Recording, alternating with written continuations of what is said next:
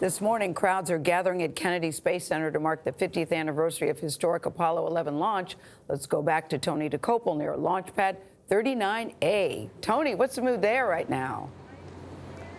Excitement, wonder. It's a beautiful morning, as it was the morning of that launch 50 years ago. The actual moonwalk, by the way, happened 50 years ago this coming Saturday. Half a century later, though, historians tend to agree it still stands as perhaps humanity's greatest achievement to date.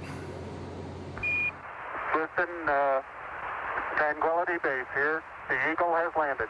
Before any steps could be taken here, That's one small step for man. one giant leap had to be made on Earth. It's going to be a journey, certainly, for the history books. And it all started with a push. Russia launched the first person into space in 1961, inspiring America to reach further. We choose to go to the moon. And to get there, what we needed is one of these, the Saturn V rocket, which was and is the most powerful rocket ever built. Here at the Apollo Saturn V Center, you get a sense of its sheer size. 6 million pounds when fueled for liftoff, with enough power to drive the average car around the world 800 times. On the morning of July 16, 1969, it commanded the world's attention. More than 1 million people reportedly traveled to see it. This is CBS News color coverage of Man on the Moon. Millions more tuned in. The epic journey of Apollo 11.